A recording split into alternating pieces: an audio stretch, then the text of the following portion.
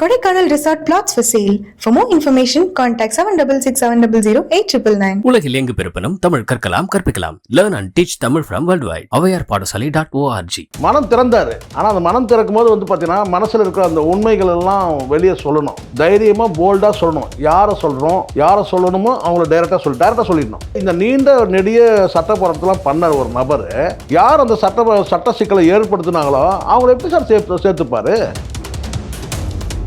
அப்போ வந்து ஆட்சி அமைக்கணும்னு சொன்னால் ஜானகி வந்து ஆட்சி அமைக்கணும்னு சொன்னால் மைனாரிட்டி கவர்மெண்ட்டாக இருக்குது. ஆட்சி அமைக்கணும்னா வந்து திமுக சப்போர்ட் பண்ணணும். அப்போ வந்து என்ன செய்றாங்கன்னா ஒரு குழு போய் வந்து கலைஞரை போய் சந்திக்கிறாங்க. இந்த அம்மா என்ன சொன்னாங்கன்னா உங்களுக்கு அரசியல் எதிரி யாருன்னு கேட்கும்போது ஜெயலலிதா கிட்ட கேட்கும்போது கருணாநிதி தான் சொன்னாங்க. அப்போ ஒட்டுமொத்தமாக எல்லா தொண்டர்களும் அடிமட்ட தொண்டர்கள் எல்லாருமே கிராஸ் ரூட்டில் இருக்க அத்தனை பேருமே ஜெயலலிதா தலைமைக்கு வந்துட்டாங்க. ஓகே, இது பாஜகவோட வேலையா இருக்குமா? இதுல என்ன நினைக்கிறாங்கன்னா பாஜக நெருக்கடி என்னன்னா ஒரு பெரிய திராவிட கட்சி அழிஞ்சா நல்லது தானே. இப்போ செங்கோட்டையன் கூட இருக்குங்க, அவர் ஜெயிப்பார், அவருடைய தொகுதியில் அவர் ஜெயிப்பார். அவரால் ஒரு 10 எம்எல்ஏ கொங்கு பெல்ட்டில் ஜெயிக்க முடியுமா? முடியாது. அவர் முன்னாள் முதலமைச்சர். எப்படி இருந்தாலும் நீங்கள் புரோட்டோகால் பார்த்தீங்கன்னா இன்னைக்கு எதிர்கட்சி தலைவர் ஒரு வந்து முன்னாள் முதலமைச்சர். டிடிவி யாரு? இப்போ அந்த கட்சியில் இருந்து எப்படி நீங்கள் வந்து அந்த சபார்டினேட் பண்ணுற அந்த ஃபீல் இருந்துகிட்டே இருக்கும். இவங்கெல்லாம் போனாங்கன்னா ஓபிஎஸ் போனாலும் சரி, டிடிவி போனாலும் சரி, சசிகலா போனால் சொல்லவே வேணாம், வந்து நேராக வந்து காலில் விழுந்துட்டு போங்கன்னு சொல்லுவாங்க. அதெல்லாம் அவங்க வந்து கடந்து வந்துட்டாங்க. இப்போ கட்சிக்கு துரோகம் விளைவிச்சவர் அவர் பார்வையில், யார் பார்வையில்? எடப்பாடி பார்வையில் கட்சிக்கு துரோகம் விளைவிச்ச யார்? டிடிவி, ஓபிஎஸ், சசிகலா அப்படி கூட வச்சுக்கலாம். அப்போ இவர் வந்து அவங்களெல்லாம் சேர்க்கணும் சொல்லணும். அப்போ இவருக்கும் அவங்களுக்கும் ஒரு மறைமுகமாக உறவு இருக்குன்னு தானே அர்த்தமாயிடுது. இப்போ இந்த மனம் திறக்கிறேன்னு சொல்லி 5ஆம் தேதி சொல்லும் போதே நான் சொல்லிட்டேனே, ஒன்றும் நடக்காது. ஏன் 5ஆம் தேதி திறக்கணும்? அதே ஒரு தர்ம யுத்தம் மாதிரி தான் இதுவும். இபிஎஸ்சி இதை உடனே ரியாக்ட் பண்ண மாட்டாருன்னு நான் நினைக்கிறேன். இப்போ நான் கேட்குறேன், இவ்வளோ மனம் திறந்துலாம் பேசுகிறார். இதே வந்து ஜெயலலிதா அவர்கள் வந்து கட்சியை விட்டு நீக்கியிருந்தாங்கன்னு வச்சுங்களேன், இந்த வேண்டுகோள் கூட வைக்க முடியுமா இவரால்? இந்த கூட்டம் போட்டிருக்க முடியுமா? முதல்ல மனம் திறக்கிறதுக்கு முதல்ல அவர் வீட்டு கதவை திறந்துருப்பாரா? முதல்ல இதே அம்மா வந்து இன்னும் நீக்கியிருப்பாங்க. அப்போ எடப்பாடி வந்து ஜனநாயகவாதி தானே. இந்த ஆள் ஒத்துமில்லாததுக்கு காரணமே இந்த ஆள் தான். எந்த ஆள் தான்? இபிஎஸ் தான் காரணம், ஒத்துமில்லாததுக்கு காரணம். அதனால தான் பேரே சொல்லாமல் பேசிட்டு இருந்தாரா? அதுதான் அதுவே பலவீனம்ன்றார். இப்போ என்ன சொல்ல வர்றாரு? நேராக சசிகலா போய் பார்க்கணுன்றாரா இபிஎஸ்? நான் கேட்குறேன்.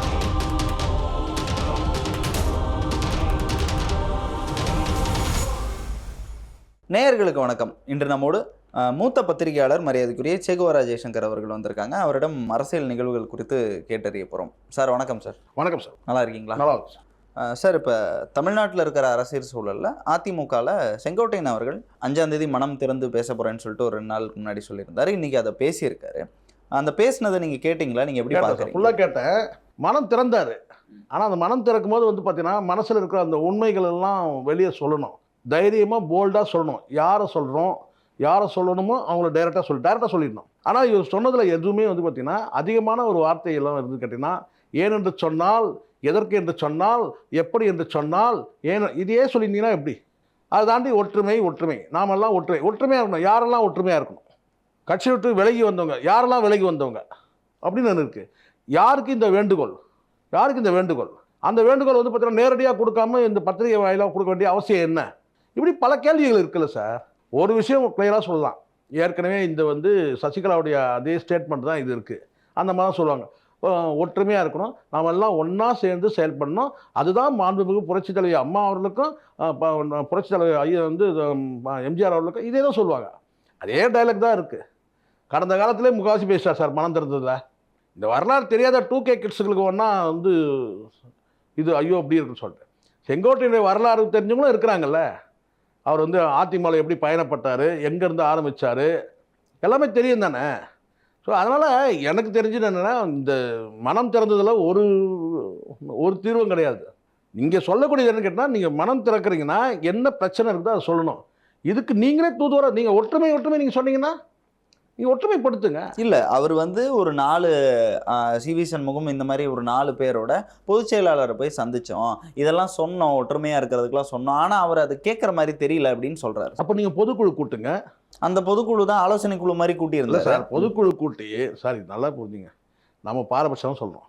இந்த பொதுச்செயலாளர் பதவி இந்த கட்சியோட வந்து எடப்பாடி வந்து இந்த லீடுக்கு வந்ததே, அந்த பொதுச்செயலாளர் பதவிக்கு வந்ததுக்கு கிட்டத்தட்ட 10 வழக்குகள் கடந்த காலத்தில் உங்களுக்கு தெரியும் நினைக்கிறேன். ஒரு 10 வழக்குகள் மேலே போட்டாங்க. அந்த வழக்குகள் எல்லாமே வந்து பெரும்பாலும் ஓபிஎஸ் எழுப்பின பல பிரச்சனைகள், அந்த வழக்கெல்லாம் போட்டு இன்றைக்கி வந்து அந்த கட்சி வந்து பலத்தில் பலவீனமாகியிருந்தால் கூட பலத்தில் வந்து பலவீனம் இருக்குது. பலம் குறைஞ்சாலும் கூட முழுக்க முழுக்க எடப்பாடி அவருடைய தலைமையில் தான் இந்த கட்சி கட்டுப்பாடு அவர் கட்டுப்பாடு இருக்கு. எடுத்துட்டார். இப்போ உச்சநீதிமன்றம் கூட தீர்ப்பு சொல்லிருச்சு. அப்படி இருக்கும்போது இந்த நீண்ட நெடிய சட்ட போராட்டத்தெல்லாம் பண்ண ஒரு நபர் யார் அந்த சட்ட சிக்கலை ஏற்படுத்தினாங்களோ அவங்கள எப்படி சார் சேர்த்துப்பாரு? நீங்கள் நல்லா புரிஞ்சுங்க. இப்போது உங்களுக்கு நான் சொல்கிறேன், பழைய வரலாறு வந்து ஜான் சொல்லிட்டு தனியாக 2 அணி எம்ஜிஆர் இறந்த பிறகு பிரிஞ்சுது. அப்போ வந்து 2 தரப்பில் 2 அணி. ஜானகி அணி தலைமையில் வந்து முன்னாள் அமைச்சர்கள்லாம் பெரிய லிஸ்ட்டு அவங்க போட்டிடுறாங்க. இந்த சைடில் வந்து ஜெயலலிதா வந்து சொற்பமான ஒரு 4 பேர் மட்டும்தான் இருக்கிறாங்க இவரோட வந்து. அதுக்கப்புறம் கட்சி நிர்வாகிகள்லாம் சேர்த்து எல்லாம் போட்டிடும்போது ஜெயலலிதா அவர்கள் வந்து கிட்டத்தட்ட 27 சீட்டை வந்து வின் பண்ணுறாங்க. இந்த வந்து பார்த்தீங்கன்னா அந்தம்மா ஜானகி அந்தம்மா மட்டும் ஆண்டிப்பட்டி அந்தம்மா மட்டும் ஜெயிக்கிறாங்க. மீதி எல்லாரும் தோற்று போயிடுறாங்க. அப்போ ஒரு கட்டத்துக்கு மேலே என்ன செய்யணும்னா அங்கே வந்து எல்லாரும் கலந்து பேசி இப்போ நம்ம பாருங்கள், நம்ம பிரிஞ்சிருக்கிறதுனால டிஎம்கே ரூலிங் வந்திருக்கு, நாம் மீண்டும் இணையலாம் சொல்லிட்டு கட்சியில் இருக்க எல்லாருமே பேசி வந்து ஒன்றா இணைகிறாங்க. அப்போ அங்கே ஜானகியை வந்து என்ன செய்கிறாங்கன்னு கேட்டிங்கன்னா அவங்க அதுக்கு சம்மதிக்கிறாங்க.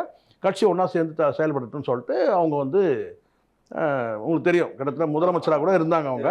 அதுக்கப்புறம் அவங்க வந்து குறுகிய நாட்கள் இருந்தாங்க. அதுக்கப்புறம் வந்து விலகிட்டாங்க. கட்சியை முழுசாகவே ஒப்படைச்சிட்டாங்க. அதுக்கப்புறம் வந்து ஜெயலலிதா அவர்களே வந்து பார்த்தீங்கன்னா ஒரு மரியாதை நிமித்தம் ஒரு வார்த்தை சொன்னாங்க. அது வந்து அரசியல் பண்புக்காக என்னன்னாக்கா, நீங்கள் விலகாதீங்க, எங்களுக்கு நீங்கள் வழிகாட்டுதலாக இருங்க. யார் ஜெயலலிதா வந்து ஜானகி நீங்கள் வந்து எங்களை வழி நடத்துங்க அப்படின்னு சொன்னாங்க, ஒரு பரஸ்பர மரியாதைக்காக. ஆனால் ஒட்டுமொத்தமாக வந்து ஜெயலலிதா அவர்கள் தலைமையில் எல்லாரும் வந்து ஒன்றா சேர்ந்தாங்க. அதுக்கு காரணம் ஜெயலலிதா அந்த 27 சீட்டு ஜெயிச்சதுக்கும் சரி, இவங்க வந்து பார்த்திங்கன்னா வந்து மற்றவர்கள்லாம் தோற்றதுக்கும் சரி. என்ன காரணம் கேட்டிங்கன்னா, அந்த காலகட்டத்தில் மெஜாரிட்டி மைனாரிட்டின்னு ஒரு பிரச்சனை வந்தது. அப்போ வந்து என்ன செய்யணும்னா, திமுக வந்து எதிர்கட்சியாக இருக்கும்போது எம்ஜிஆர் இறந்த பிறகு இவங்களுக்குள்ள மோதல் ஏற்படுது, 2ஆக பிரியுது. அப்போ வந்து ஆட்சி அமைக்கணும்னு சொன்னால், ஜானகி வந்து ஆட்சி அமைக்கணும்னு சொன்னால் மைனாரிட்டி கவர்மெண்ட்டாக இருக்குது, ஆட்சி அமைக்கணும்னா வந்து திமுக சப்போர்ட் பண்ணணும்.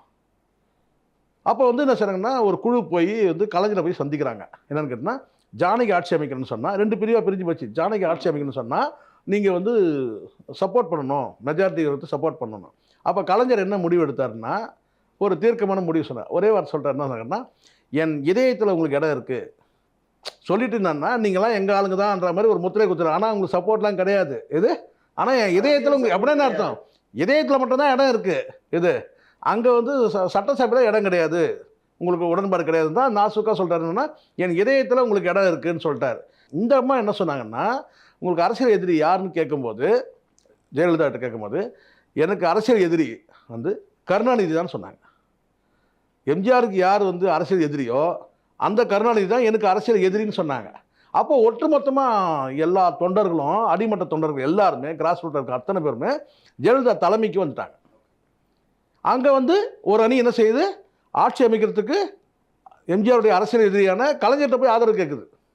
இங்கே இந்த மாதிரி என்ன சொல்கிறேன் கேட்டால் வந்து, எனக்கு ஒரே எதிரி வந்து கருணாநிதி தான். நான் சொல்கிறதுல முன்ன பின்ன இருக்கும். முன்ன பின்ன என்ன அப்படின்னு சொன்னால், மெஜாரிட்டி ஆட்சி வந்து அமைக்கணுன்றதுக்காக போய் அவங்க கேட்குறாங்க. அப்போ இல்லைன்னும் போது வந்து பார்த்தீங்கன்னா, அப்போ மறு தேர்தல் நடத்துகிறாங்க. தேர்தல் நடத்தும் போது பார்த்தீங்கன்னா, இவங்க வந்து 27 சீட்டு இந்த அம்மா ஜெயிச்சுறாங்க. அவங்க ஒரே ஒரு சீட்டு ஜெயிக்கிறாங்க, ஜானகி. ஏன்னா எம்ஜிஆருடைய தொகுதி ஆண்டிப்பட்டின்றனால ஜெயிக்கிறாங்க. ஸோ அதுக்கப்புறம் இவங்க தான் வந்து எதிர்கட்சியாக வந்து இவங்க சொல்கிறேன். எதுக்காகனா, அந்த தன்னை வந்து திமுகவுடைய அரசியல் எதிரியாக வந்து பிரகடனம் பண்ணிக்கிறாங்க இல்லையா, அதில் வந்து அவங்க பண்ணாங்க. அதே நிலைப்பாட்டில் தான் இன்றைக்கி வந்து எடப்பாடி இருக்கிறார். நீங்கள் கட்சியில் வந்து தொய்வு இருக்கிறதுலாம் கரெக்ட் தான். அந்த தொய்வுக்கு காரணம் என்னன்னு சொல்லி கேட்டு நீங்கள் அது பண்ணணும். உங்களுக்கு வந்து ஒரு கரிஸ்மாட்டிக் லீடர் தலைமையிலே நீங்கள் இருந்துட்டீங்க காலங்காலமாக. எம்ஜிஆரோட இருந்துட்டீங்க, ஜெயலலிதா இருந்துட்டீங்க. உங்களுக்கு கரிஸ்மாட்டிக் லீடர் வேணும், அது இல்லை இப்போ உங்களுக்கு. ஸோ அப்போ இருக்கிற தலைமையை வந்து பார்த்தீங்கன்னா நீங்கள் எல்லாருமே ஒருங்கிணைக்கிறது. அங்கே எல்லாருக்குமே ஈகோ பிரச்சனை இருக்குதுன்னு தெரியாது. இதே எடப்பாடி இவர் செங்கோட்டையனுக்கு ஒரு ஈகோ பிரச்சனை இருக்குது, இல்லாமலாம் கிடையாது. எல்லாருக்குமே ஈகோ பிரச்சனை இருக்குது. ஆனால் அதெல்லாம் விட்டுட்டு இன்றைக்கி வந்து பார்த்தீங்கன்னா ஒரு கிட்டத்தட்ட வந்து ஒரு 3 பேரை நீங்கள் சொல்கிறீங்க விளக்கணவங்களெல்லாம் நீங்கள் மறுபடியும் சேர்க்கணும்னு சொன்னால், டிடிவி வந்து தனியாகவே ஒரு கட்சி தொடங்கிட்டார் சார், தனியாகவே கட்சி தொடங்கிட்டார். அவர் எதுக்கு மறுபடியும் சேர்த்துக்கணும்? இல்லை, இவங்கெல்லாம் சேர்த்தா தான் திமுக ஆட்சி ஒழிக்க முடியும். அது திமுக ஆட்சி ஒழிக்கணும்னா இவங்கெல்லாம் வந்து மறுபடியும் சேர்த்தாதான்னு கிடையாது சார். ஏன்னா டிடிவியால் இன்றைக்கி வந்து ஒரே ஒரு சட்டமன்ற தேர்தலில் ஜெயிக்க முடியல. நீங்கள் பெரிய படைபலம் இருக்குன்னா சொல்லுங்கள். படைபலம் தான் ஏன் சட்டமன்ற தேர்தல் தோக்குறாரு சார்? சட்டமன்றத்தை தனியாக அம்மா பேர்லேயே ஒரு கட்சி தொடங்கி போட்டியிடும் போது திமுக அங்கே ஜெயிச்சிருந்தா பரவாயில்ல. ஓகே, இது பாஜகவோட வேலையா இருக்குமா? பாஜகவுடைய வேலை இருக்கான்னு கேட்டால் பாஜக தான் இப்போ நடத்துது. கிட்டத்தட்ட ஏடிஎம்கே நடத்துறது பாஜக தான் நடத்துது. இதில் என்ன நினைக்கிறாங்கன்னா, பாஜக நெருக்கடி என்னென்னா, ஒரு பெரிய திராவிட கட்சி அழிஞ்சால் நல்லது தானே, அழிஞ்சால் நல்லது தானே, மற்ற கட்சிகள் வளரும் தானே. அதே சமயத்தில் அவங்களும் வளரும். இவங்க அதே சமயம் திமுகவோட இணைஞ்சு செயல்பட முடியல. இப்போ டிஎம்கே வந்து கதவு திறந்துருந்தாங்கன்னு வச்சுக்கோங்க, பிஜேபிக்கு இந்நேரம் வந்து அவங்க வந்து கூட்டணி பேசி இந்த பக்கம் வந்துட்டு இருப்பாங்க. பிஜேபி அங்கே கதவு திறக்கலை. தனியாக நின்னாலும் நம்ம போனி ஆக மாட்டோம். அப்போ இருக்கிறது கழுத கட்டால் குட்டிச்சவர்கள் கட்டால் இந்த அதிமுக தான் சேர்ந்து பயணிக்கணும். அதே சமயத்தில் அதிமுக வந்து பார்த்தீங்கன்னா வந்து வலுவாக ஸ்ட்ராங்காக இருக்கிறத வந்து ஒரு கட்சி விரும்பாதுல்ல. தேசிய எந்த கட்சியும் விரும்பாது. இப்போ நான் சொல்கிறேன், 2 திராவிட கட்சிகளுமே வந்து வலுவாக இருக்கணுன்றத 2 தேசிய கட்சிகளும் நான் வந்து எதிர்பார்க்காது. பலவீனமாகவும் தான் எதிர்பார்ப்பாங்க. இது அரசியல். கூட்டணி கட்சியாக இருந்தாலும் கூட சரி, பலவீனமான நல்லது தானே நினைப்பாங்க. இப்போ எப்படி 2 திராவிட கட்சிகளும் என்ன நினைக்குது, ஒருபோதும் தேசிய கட்சிகள் இங்கே வளர வரக்கூடாது அப்படின்றதுல மறைமுகமாக வந்து பார்த்தீங்கன்னா வந்து ஒரு உடன்படிக்கையே இருந்தது எம்ஜிஆருக்கும் கலைஞருக்குமே. ஏன் ஜெயலலிதா கூட இருந்தது சொல்ல முடியும். தேசிய கட்சிகளும் வந்து ஒருபோதும் இங்கே வளர வரக்கூடாது அப்படி ஒரு எண்ணம் இருந்தது. அந்த மாதிரி எப்படின்னா இப்போ இவங்களுக்கு என்னென்னா, பிஜேபிக்கு அதிமுக காலியானாலும் பரவாயில்ல, காலியானாலும் வந்து நமக்கு நல்லது தான். நாளைக்கு நம்ம வந்து அந்த வாக்குகள் சிதறும் போது நமக்கு தானே கொஞ்சம் வந்து சேரும் அப்படின்னு எதிர்பார்க்குறாங்க. அதனால தான் இந்த சைடில் வந்து அதிமுக சேர்ந்து அவங்க கூட்டணி பயணிக்கும் போது இன்னொரு பக்கம் விஜயை தயார் பண்ணி என்ன செய்யறாங்கன்னா, டிஎம்கே வந்து கூட்டணியும் திமுகவுடைய வாக்குகளை சிதற வைக்கணும்னு பிளான் பண்ணுறாங்க. அதுக்கு தான் விஜய் பயன்படுறாரு. ஏன் இப்போ விஜய் நம்ம கடுமையாக எதிர்க்கணும்னு கேட்டால், விஜய்கிட்ட வந்து நம்ம நல்லா பார்த்துட்டோம். விஜய்கிட்ட எந்த கொள்கையும் இல்லை, எந்த சித்தாந்தமோ எந்த விதமான அரசியல் நடவடிக்கை கூட இல்லைன்னு சொல்ல முடியும். முழுக்க முழுக்க தன் முகத்தை பார்த்து வாக்களிக்கக்கூடிய மக்களுடைய வந்து அதை வச்சு பிரிக்கணும்னு நினைக்கிறாரு, அவ்வளோதான். இது தாண்டி பெரிய விஜய்க்கு பெரிய வந்து ஒரு லட்சியம்லாம் இருக்கிற மாதிரிலாம் தெரியல. பிஜேபியோட அசைன்மெண்ட் இல்லைனாக்கா உங்களுடைய பேச்சில் அடுத்தடுத்து பேச்சுக்களில் வந்து வெளிப்படும். உங்களால் ஒரு 30 நிமிஷம் நின்று பேச முடியல. அதில் ஏகப்பட்ட சிக்கல். இது ஏதோ வந்து இந்த காக்கா குளிக்கிற மாதிரி சொல்லுவாங்களா, காக்கா குளியல்வாங்களா, அந்த மாதிரி வந்து குளிச்சு திடீர்னு ஓடுறீங்க. ஸோ அதனால் பிஜேபிக்கு வந்து விஜயை வச்சு திமுகவுடைய வாக்குகளையோ கூட்டணியோ உடைக்கலாம், அந்த வாக்குகளை சிதறடிக்கணுன்ற அந்த எண்ணம் இருக்குது. இன்னொரு பக்கம் அதிமுக பலவீனமானாலும் நல்லது தானே. வலிமையாக வந்து திமுகவை எதிர்க்க முடியல.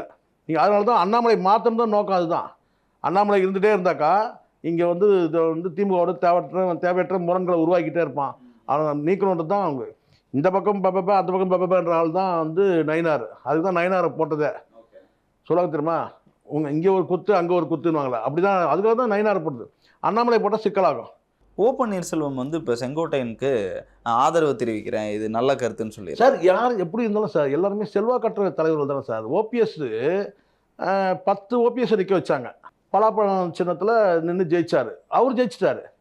ஒரு 10 பேரை ஜெயிக்க வைக்க முடியும்னு நினைக்கிறீங்க? ஒரு 10 எம்எல்ஏக்கள் வந்து தென் மாவட்டங்களில் வந்து ஒரு 10 எம்எல்ஏக்கள் ஜெயிக்க வைக்க முடியுமா? ஓபிஎஸ் தலைமையில் முடியுமா? முடியாது. இதான் உண்மை. அதே சூழல் தான் இப்போ செங்கோட்டையன் கூட இருக்குங்க. அவர் ஜெயிப்பார், அவருடைய தொகுதியில் அவர் ஜெயிப்பார். அவரால் ஒரு 10 எம்எல்ஏ கொங்கு பெல்ட்டில் ஜெயிக்க முடியுமா? முடியாது. காரணம் என்னென்னு கேட்டிங்கன்னா, சிங்களாக அவங்களுடைய தனிப்பட்ட செல்வாக்கை பயன்படுத்தி ஜெயிச்சிக்க முடியும். ஆனால் மற்றவர்கள் ஜெயிக்க வைக்கணும்னா அங்கே வந்து கட்சி வேணும், சின்னம் வேணும். அப்போ அதிமுக செல்வாக்கு இருக்குல்ல. இபிஎஸ்ஸே இருக்கட்டும் சார், இபிஎஸ்ஸே கட்சி விட்டு வெளியே வந்துடுறார் சார், செல்வாக்கு இருக்காது. ஏன்னா அந்த கட்சியோட கட்டமைப்பு, அதுக்கு தாண்டி வந்து சின்னம் இதெல்லாம் இருக்குது, மக்களுடைய நம்பிக்கை இதெல்லாம் இருக்குது. அப்போ அந்த கட்சியில் போய் சேரும்போது அப்போ நீங்கள் வந்து ஜெயிக்க முடியுது. தனிப்பட்ட முறை இப்போ வந்து எடப்பாடி வெளியே வந்துடுறாருன்னா டிடிவிக்கு என்ன நிலைமையோ அதே தான். அம்மா பேரை வச்சுட்டா போதுமா சார்? கருப்பு சிவப்பு வெள்ளை பயன்படுத்தினா போதுமா? ஒரே ஒரு எம்எல்ஏ தொகுதியில் ஜெயிக்க முடியல. ஆர்கே நகரில் காசை கொடுத்து ஜெயிச்சிங்க, 20 ரூபா டோக்கன் கொடுத்து ஜெயிச்சிங்க. ஏன் அங்கே ஜெயிக்க முடியல? கோயில்பட்டியில் ஏன் ஜெயிக்க முடியல? அதே அதிமுக தோக்குறீங்க. அதான் ரொம்ப ரொம்ப முக்கியமானது. அம்மா பேரில் கட்சி வச்சிருக்கிற வந்து டிடிவி யாரை எதிர்த்து போட்டிட்டு ஜெயிக்கிறாரு? அதிமுக கேண்டிடேட் கிட்ட தோக்குறாரு, மணியன் கிட்ட தோக்குறாரு. அப்போ எப்படி கேட்டால் இவங்க என்னமோ வந்து சசிகலா குடும்பமும் டிடிவியும் ஓபிஎஸ் மட்டும்தான் வந்து முக்குளத்தோரை வந்து வாக்குகளை வந்து கவரக்கூடியவங்க, மற்றவங்களாம் கிடையாது. அந்த முக்குளத்தோருக்கு என்ன பண்ணீங்கன்னு ஒரு கேள்வி இருக்குல்ல. அந்த முக்குளத்தோருக்கு என்ன பண்ணீங்க நீங்கள்? அப்படி இருக்குல்ல. அதனால் இவங்க தான் அந்த வாக்குகளை பெறக்கூடியவங்கன்றது அந்த இதெல்லாம் இருக்குது. இவங்க வந்து இந்த சைடு கவுண்டர்கள் சேர்ந்து கவுண்டர்கள் வந்து கொங்கு பெல்ட்ல கொங்கு பெல்ட்டில் மட்டும்தான் இவருக்கு செல்வாக்குன்னு சொல்லி அப்படி சொல்கிறாங்க. ஒற்றுமையாக சேர்ந்து செயல்படுறதா யாருக்கும் என்ன சார் இருக்குது, தாராளமாக தான். ஆனால் அந்த ஒற்றுமைங்க அதை யார் செய்கிறது? மு.க. ஸ்டாலின் செய்வார்? இல்லை மாற்று கட்சியில் இருக்கிற அதாவது காங்கிரஸ் வந்து செய்வாங்களா நீங்கள் ஒற்றுமையாகுங்கன்னு சொல்லிட்டு? நீங்கள் தானே செய்யணும். சரி, எடப்பாடி ஏன் பேசல? அதை அப்படி பேசியுமே அதை மறுக்கிறார் சார். அவருக்கு தானே சார் தெரியும். அவர் வந்து கடந்த காலத்தில் இந்த 4 வருஷத்தில் வந்து 4 விதமான நெருக்கடியை எடப்பாடி சமாளித்தார். உங்களுக்கு தெரியும் நினைக்கிறேன். அந்த 4 விதம் கேட்டால், ஒரு பக்கம் மத்திய அரசு கொடுக்குற நெருக்கடி, நிதி இல்லாமல் கொடுக்குற நெருக்கடிகளுக்கு மத்திய அரசு கொடுக்குற நெருக்கடி, இன்னொரு பக்கம் உட்கட்சியில் இவங்க கொடுக்குற நெருக்கடி, இன்னொரு பக்கம் வந்து கொரோனா கொடுத்த நெருக்கடி. சரிங்களா? இப்படி வந்து இல்லை வந்து உட்கட்சி, இப்போ இவங்கள விடுங்க, இவங்க வெளியில் வந்தவங்க கொடுத்த நெருக்கடி, உட்கட்சியில் நெருக்கடி இருக்குது. இப்போ அதானே இப்போ செங்கோட்டையனுடைய நெருக்கடி என்ன இப்போ கொடுக்குறது? அவர் கட்சியில் தான் இருக்கிறார். கட்சியிட்டு வெளியில் வந்து கொடுக்குறவங்க நெருக்கடி அது வேறு. சரிங்களா? இதை தாண்டி திமுக எதிர்கட்சியாக இருக்கும்போது அவங்க கொடுக்குற நெருக்கடி அது வேறு. அது 5வது நெருக்கடியாக வச்சுக்கலாம். நான் சொல்ல 2 நெருக்கடி இருக்குது. கட்சிக்கு உள்ளே இருக்கிறவங்க கொடுத்த நெருக்கடி, கட்சி விட்டு வெளியே போனவங்க கொடுத்த நெருக்கடி, இது 2த்தையும் சமாளிச்சார். மத்திய அரசு கொடுக்குற நெருக்கடி, கொரோனா நெருக்கடி, இதை தாண்டி எதிர்கட்சியாக இருக்கிற வந்து திமுக கொடுத்த நெருக்கடி, இவ்வளோ நெருக்கடிகளை சமாளித்தவர் அவர். அப்போ அவர் சொல்லக்கூடியது என்னன்னாக்கா, இவங்க வந்து உள்ளே வந்தாலும் அங்கே ஒற்றுமை சொல்கிறாங்க இல்லையா, இவங்களெல்லாம் ஒருங்கிணைச்சா என்ன நடக்கும்? இவங்க எப்படியும் வந்து டிடிவி வந்து வாப்பா போப்பான்னு பேசக்கூடியவர். யாரை வந்து எடப்பாடியை. இப்போ அவருடைய லாங்குவேஜ் எப்படி, பாடி லாங்குவேஜ் எப்படி இருக்கும்? அவர் முன்னாள் முதலமைச்சர். எப்படி இருந்தாலும் நீங்கள் புரோட்டோக்கால் பார்த்தீங்கன்னா இன்றைக்கி எதிர்க்கட்சி தலைவர் ஒரு வந்து முன்னாள் முதலமைச்சர். டிடிவி யார்? எம்பியாக கூட இருந்துங்க, எக்ஸ்எம்பியாக கூட இருந்துங்க. டிடிவி யார்? இப்போ அந்த கட்சியில் வந்து எப்படி நீங்கள் வந்து நீங்கள் வந்து அந்த சபார்டினேட் பண்ணுற அந்த ஃபீல் இருந்துக்கிட்டே இருக்கும். இவங்கெல்லாம் போனாங்கன்னா, ஓபிஎஸ் போனாலும் சரி, டிடிவி போனாலும் சரி, சசிகலா போனால் சொல்லவே வேணாம், வந்து நேராக வந்து காலில் விழுந்துட்டு போங்கன்னு சொல்லுவாங்க. அதெல்லாம் அவங்க வந்து கடந்து வந்துட்டாங்க. கடந்து வந்து தன்னை வந்து அரசியல் ஆளுமையாக வந்து சாதாரண விஷயம் இல்லைல்ல. அந்த கட்சிக்கு ஒரு பொதுச் செயலாளர் ஆக்கிறதுன்றது, பொதுக்குழு கூட்டி சட்ட சிக்கல் வரும்போது நீதிமன்றத்தில் வழக்காடி அதுக்கான எவ்வளோ செலவினங்கள் பண்ணியிருப்பாங்க, எவ்வளோ உழைச்சிருப்பாங்க ராத்திரி கூட. இவன் மறுபடியும் இவங்களை கொண்டு வந்து சேர்த்தா என்ன நடக்கும்? மீண்டும் குழப்பம் தான் நடக்கும். அங்கே நீங்கள் சொல்லணும் என்னன்னு கேட்டிங்கன்னா, சார் இவருக்கு எவ்வளோ செல்வாக்கு இருக்குது தெரியுமா சார் அந்த கொங்கு பெல்ட்டில்? அதான் சொல்கிறேன், எல்லா செல்வாக்கும் சேர்ந்தா கிடையாது. கொங்கு பெல்ட்டில் இப்போ செங்கோட்டையின் செல்வாக்குன்னா அவர் சட்டமன்ற உறுப்பினர் தேர்வு செய்யப்படுவார். அவ்வளோதான் செல்வாக்கு. ஒரு 10 பேரை உருவாக்க முடியுமானா கிடையாது. ஒவ்வொருத்தரும் செல்வாக்கு இருக்குது சார். நான் கேட்குற ஒரே இதுதான், செந்தில் பாலாஜிக்கு ஏன் டிஎம்கே இவ்வளோ முக்கியத்துவம் கொடுக்குறாங்க? இத்தனைக்கும் அதிமுகலேருந்து வந்தவர் தானே, அதிமுகலேருந்து வந்தவர் தானே, ஏன் அவ்வளோ முக்கியத்துவம் கொடுக்குறாங்க? அவருக்கு ஜெயிக்க வைக்க இல்லை, அந்த கொங்கு பெல்ட்டில் வந்து பார்த்தீங்கன்னா அவருக்கு தனிப்பெரும் செல்வாக்கு இருக்குது. அதுதான் ஏன் பிஜேபி அவ்வளோ வந்து ஸ்கெட்சு போட்டு அவரை வந்து எப்படியாவது ட்ராப் பண்ண பார்த்தாங்க. ஏன் எப்படியாவது கட்சியில் சேர்த்துக்க பார்த்தாங்க. வந்து ஏக்நாத் ஷிண்டேன்னு கூட சொன்னாங்க, உங்களுக்கு தெரியும் நினைக்கிறேன் கடந்த காலத்தில். ஆனால் அவர் அது பெண்ட் ஆகலை, அவங்க வலையில் விழலை செந்தில் பாலாஜிக்கு. அந்த செல்வாக்கெலாம் ஏன் இவங்கக்கிட்ட இல்லை? இவங்க வேணால் தொகுதியில் வேணால் சொல்லலாம், ஐயா வந்து இவர் எந்த தொகுதியில் நிற்கிறாரோ அந்த தொகுதியில் வேணால் ஜெயிச்சிடலாம். அதுக்கே இவங்க வந்து தனித்து போகிற வந்து ஏடிஎம்கே வந்து அந்த பேனர் இல்லாமல் நிற்கிறோன்னா அதுக்கே இவங்க கஷ்டப்படணும். அதுதானே இவங்க எப்படி படைபலத்தோடு ஒரு 10 பேர் ஜெயிக்க வைக்க முடியுமா? கிடையாதுல்ல. அதனால தான் சொன்னேன், எடப்பாடி புரிஞ்சுக்கிட்டாரா? எடப்பாடி புரிஞ்சுக்கிறார். எடப்பாடி ஒரு விஷயம் தெளிவாக இருக்கிறார், அது மட்டும் தெரியுது. அந்த ஒரு விஷயத்தில் வந்து ரொம்ப ஸ்ட்ராங்காக இருக்கிறார். என்னென்னா, நீக்கப்பட்டவங்களும் மறுபடியும் உள்ளே சேர்க்கக்கூடாது. அமித்ஷாவே பஞ்சாயத்து பண்ணதான் சொல்கிறாங்க, ஓபிஎஸ்க்காக டிடிவியும் உள்ளே சேர்க்கறதுக்காக. அமித்ஷாவே வந்து பஞ்சாயத்து பண்ணும்போது அவர் அதை ஏற்றுக்கலன்னு சொல்கிறாங்க. இல்லை, அதனால தான் இப்போ வந்து அவர் கூட சொல்கிறாரு, அதாவது கட்சியில் சேருங்க, பொறுப்பு எதுவுமே வேணான்னு சொல்கிறாங்கன்னு இவர் தூது விடுற மாதிரி பேசுகிறார். அதுதான் இல்லை, அது எப்படி இவர் முடிவு பண்ணுறாங்க? இப்போது இப்படி எடுத்துங்க, நான் சொல்கிறேன். இப்போ இது வந்து இவ்வளோ தூரம் இவர் பரிவோடு பேசுகிறாருன்னா, இப்போ கட்சிக்கு துரோகம் விளைவிச்சவர் அவர் பார்வையில், யார் பார்வையில்? எடப்பாடி பார்வையில் கட்சிக்கு துரோகம் விளைவிச்ச யார்? டிடிவி, ஓபிஎஸ், சசிகலா, அப்படி கூட வச்சுக்கலாம். அப்போ இவர் வந்து அவங்களெல்லாம் சேர்க்கணும் சொல்கிறேன்னா, அப்போ இவருக்கும் அவங்களுக்கும் ஒரு மறைமுகமாக உறவு இருக்குன்னு தானே அர்த்தமாகிடுது, பொருளாகிடுது. ஓபிஎஸ் டிடிவியும் வந்து பார்த்திங்கன்னா வந்து நேருக்கு வந்து ஒன்றாவே ஒரு நிகழ்ச்சியிலே பங்கேற்றாங்க, அது வேறு விஷயம். ஆனால் இப்போ செங்கோட்டையன் வந்து பார்த்திங்கன்னா கட்சியிலேருந்து நீக்கப்பட்டவர்களோட இவர் வந்து உறவு வச்சிருக்கிறாருன்னு கூட ஆகிடுது இல்லை. அது வெளிப்படம் பாருங்கள், இபிஎஸ் பேசும்போது தெரிய வரும். நீங்கள் யாருக்கு விசுவாசமாக இருக்கணும்? எனக்கு தானே விசுவாசமாக இருக்கணும். கட்சியிலேருந்து நீக்கப்பட்டவங்களோட நீங்கள் உறவில் இருக்கிறீங்கன்னு தெரிய வருதா இல்லையா? அது ஒன்று. என்ன கேட்டால் வந்து இந்த அளவுக்கு மனம் திறந்து பேசுறதுக்காவது எடப்பாடி வந்து அது கொடுத்தா என்ன, அம்மா வந்து என்ன நீக்கியிருப்பாங்க. இல்லைண்ணா, அவர் பேட்டி கொடுக்கும்போது எடப்பாடி பழனிசாமி ஓ பன்னீர்செல்வம், சசிகலா எந்த பேருமே இழுக்கல. எடப்பாடி வந்து இன்றைய பொதுச் செயலாளர் அப்படின்னு சொல்றாரு. இதுதான் இப்போ புரியுதுமா சார்? அதுதான் இங்கே பலவீனம்னு சொல்கிறேன் நான். இந்த விஷயத்தெல்லாம் நீங்கள் போல்டாக பேசணும் சார். இப்போ நீங்கள் சொல்ல வரீங்க, வெளிப்படையாக பேசுங்க. இப்போ இதுக்கு முன்னாடி நீங்கள் சசிகலாவோட பார்த்தீங்கன்னா ஒற்றுமையாக இருக்கணும், நீங்கள் பார்க்க தானே போகிறீங்க, ஒற்றுமையாக இருக்கணும், நம்மெல்லாம் அம்மா அவர்களுடைய வந்து ஆத்மா சாந்தி அடையும், அப்போ தான் நம்ம ஒற்றுமையாக இருக்கணும். இப்படியே ஒற்றுமை தான் சொல்லுவாங்க. அந்த ஒற்றுமை இருக்குன்னா யார் போய் பேசுறது? யார் ஒற்றுமையாக இல்லை அதை சொல்லுங்கள். எடப்பாடி தாங்க ஒற்றுமையாக இல்லைங்க, யாரையும் ஒற்றுமையாக விட மாட்டாருங்க அப்படின்னு பகிரங்கமாக சொல்லணும்ல. இன்னைக்கு இதில் என்ன அவுட்புட் கிடைச்சிருக்குன்னு நீங்கள் நினைக்கிறீங்க? இவங்க 2 பேரும் கூட்டணியிலிருந்து வெளியே போயிருக்காங்க, என்டிஏ கூட்டணியில். அவ்வளோதான். இதனால தான் நினைக்கிறீங்களா? அப்படி கிடையாது. இப்போது என்டிஏ கூட்டணியிலேருந்து போகிறதுக்கு வேணா இப்படி சொல்லலாம். என்னென்னு கேட்டால் ஒரு வகையில் வந்து இதே இபிஎஸ்ஏ காரணம் காமிச்சிட்டு நம்ம வெளியே வந்துட்டோம்னா எப்படின்னா அங்கே போனால் மைனாரிட்டி ஓட்டு கிடையாது ஏடிஎம்கேக்கு. அங்கே போய் நம்ம நிற்கிறத விட இந்த சைடில் வேறு எங்கேயாவது ஒரு வந்து ஒன்று டிஎம்கே சைடு போயிடலாம், இல்லை வேறு போக்கிறது கிடையாது, இல்லை விஜய்கிட்ட போகணும். விஜய்க்கு வந்து பார்த்தீங்கன்னா விஜய்க்கு செல்ஃப் ஸ்டார்ட் ஆகலை இன்னும், அங்கே செல்ஃப் ப்ராப்ளத்தில் இருக்குது, அங்கே போக முடியும். அப்போ டிஎம்கேட போயிடலாம்.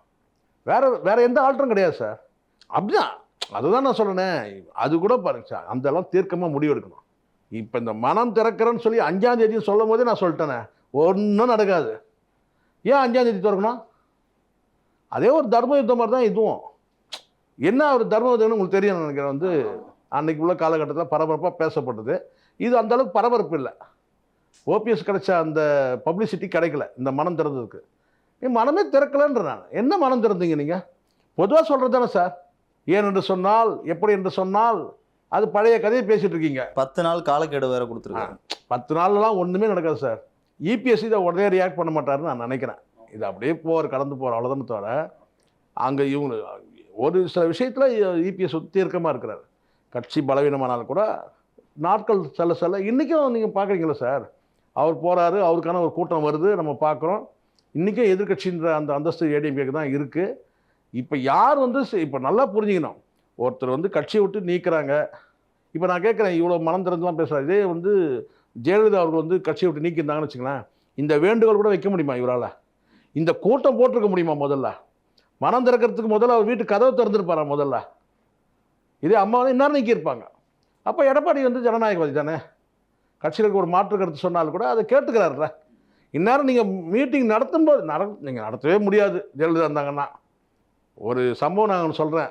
ஒரு ஓமை சொல்கிறாரு நாஞ்சில் சம்பத்து. யானையை ஒப்பிட்டு ஜெயலலிதா வந்து யானையோடு ஒப்பிட்டு ஓமை சொல்கிறார். இது பட்டத்து யானை மாதிரி இந்த அம்மா அப்படின்னு சொல்லிட்டு யானையோட ஒப்பிட்டு ஜெயலலிதா வந்து பேசுகிறாரு. பெருமையாக தான் பேசுகிறாரு. பேசிகிட்டு இருக்கும் போதே வந்து கீழே வந்து பார்த்திங்கன்னா வந்து லைன் ஓடிட்டுருக்கு. கட்சியில் வந்து அந்த ப்ரோக்ராம்லேயே ஓடிட்டுருக்கு சார். பேசுகிற ப்ரோக்ராம்லேயே பேசி முடிக்கல. அந்த நேர்காணல்லே வந்து பார்த்திங்கன்னா வந்து கீழே வந்து கட்சியிலிருந்து நீக்கப்பட்டார் செய்தி வெளியாகுது. அந்த மாதிரி தான் இருக்கட்டும்.